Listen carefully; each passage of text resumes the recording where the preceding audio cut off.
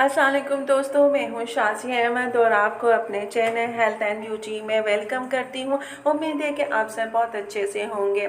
जी दोस्तों, आज हम बनाने जा रहे हैं बम्बई बिरयानी। इससे पहले मैंने आपको जो है सादी बिरयानी की रेसिपी बताई थी। आज हम बनाने जा रहे हैं बम्बई बिरयानी, क्योंकि बिरयानी जो है मुख्तलिफ़ किस्म से बनती है, मुख्तलिफ़ तरीक़ों से बनती है। सिंधी बिरयानी भी होती है और बम्बई बिरयानी भी, आलू की बिरयानी। तो इस तरीके से इसके बहुत सारे नाम हैं, तरीके थोड़े से डिफरेंट हैं। तो आज हम जो है बम्बई की बिरयानी बनाएंगे, जो कि बहुत ही मज़ेदार होती है। आप किसी दावत में बनाएं, कोई आपके घर में इवेंट है तो उसमें बनाएं, और अगर दिल चाह रहा है तो घर में भी आप इसको ऐसे ही बना सकते हैं, बहुत ही मज़े की होती है। तो मेरी वीडियो को स्किप मत कीजिएगा, मुकम्मल देखिएगा। तो चलिए वीडियो को स्टार्ट करते हैं। वीडियो स्टार्ट करने से पहले जल्दी से मेरे चैनल को सब्सक्राइब कर दीजिए और साथ ही लगे आइकॉन के बटन को प्रेस करें, ताकि मेरी नई वीडियो की नोटिफिकेशन आप सबको पहले मिले। और वीडियो अच्छी लगे तो एक थम्स अप दें। Are you ready guys? तो चलिए वीडियो को स्टार्ट करते हैं। बिरयानी के लिए हमें जिन चीज़ों की ज़रूरत पड़ेगी उसमें हमें चाहिए 2 से 3 टमाटर और आधा पाव के करीब जो है हमने टमाटर लिया है। यहाँ पे मैंने मसाला लिया है और कुटी मिर्च है और ये नमक है। अच्छा, मसाले में थोड़ा सा मैंने बाज़ार का मसाला भी लिया है, हल्दी और धनिया भी है। और ये मैंने 2 मीडियम साइज़ की प्याज ली है, जो कि मैंने इस तरह कट करके रख ली है। 1 पाव के करीब गोश्त लिया है, क्योंकि हमारे यहाँ ज़्यादा गोश्त नहीं खाया जाता है। और हम जो बिरयानी इस वक्त बना रहे हैं वो हम बनाएंगे तकरीबन 1 किलो के करीब। चावल इतने ही है मैक्सिमम, इससे ज़्यादा नहीं है। प्याज को मैं ब्राउन करूँगी और ब्राउन करने के बाद जो है ये जितने भी मसाले मैंने बनाए हैं, 1 चम्मच मैंने लहसुन अदरक का पेस्ट भी लिया है, वो ये सब चीज़ों को जो है फिर मैं डालूंगी, लेकिन अभी नहीं। पहले मैं गोश्त को जो है फ्राई करूँगी और फिर उसके बाद ये सारे मसाले डालूँगी। अब हमारी जो है प्याज अभी ये ब्राउन होने वाली, मैंने ये गोश्त डाला है। अब इसके साथ ही मैं जो है थोड़ा सा लहसुन अदरक डाल के गोश्त की खूब भुनाई करूँगी, ताकि गोश्त में से हमें किसी भी किस्म की स्मेल ना आए। अगर स्मेल नहीं आएगी तो हमें खाने में भी मज़ा आएगा। तो जब इसकी अच्छी खासी स्मेल ख़त्म हो जाएगी और भुनाई अच्छी खासी हो जाएगी, तब हम क्या करेंगे कि हम जो है फिर उसके बाद बाकी मसाले डालेंगे। अभी ये देखें मैं भुनाई कर रही हूँ। भुनाई करने के बाद फिर हम जो है बाकी मसाले जो है इसमें शामिल करेंगे।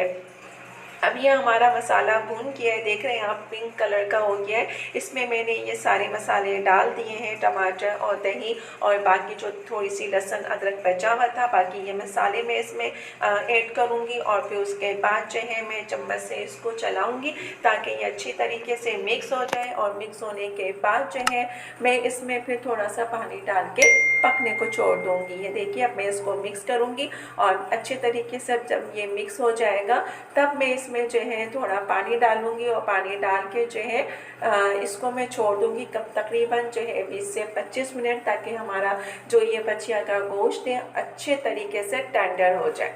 ये देखिए, अभी मैं भुनाई कर रही हूँ। पानी इसका हमने सुखा लिया है और अभी भी थोड़ा पानी है, लेकिन चूँकि मुझे भुनाई करनी है तो भुनाई में थोड़ा सा पानी होना चाहिए, वरना आपका जो सालन है वो नीचे जलना शुरू हो जाता है। ये देखिए, हमारा गोश्त तकरीबन थोड़ा सा टेंडर हो चुका है और भुनाई भी तकरीबन जो है हमारी होने को आ गई है। अब मैं इसमें थोड़ा सा बस ये कि 1-2 हाथ लगाऊंगी, उसके बाद जो है फिर मैं चूल्हे को बंद कर दूंगी। लेकिन उससे पहले मैं इसमें गरम मसाला ज़रूर डालूंगी। जैसे कि मैं आपको पहले ही बताती हूँ कि हमेशा आखिर में जो है गरम मसाला डालना चाहिए, तो उससे आपका जो सालन है वो रेडिश और खूबसूरत दिखाई देता है, काला नहीं होता। अब ये देखिए, हमारा जो है इसका कौरमा तैयार है।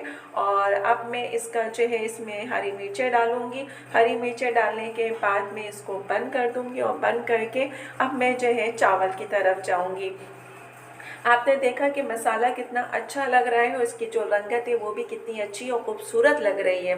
अब मैं इसको ढक के रख दूँगी। ये चावल मैंने 1 किलो लिया है, इसमें मैंने जो है बॉयल कर रही हूँ। इसमें मैंने दालचीनी और बादियाने फूल, ज़ीरा और नमक और दालचीनी ये सब डाल के मैंने बॉयल कर लिया। अब मसाला चूँकि हमारा रेडी था, अब मैं इसकी जो है तह लगा रही हूँ।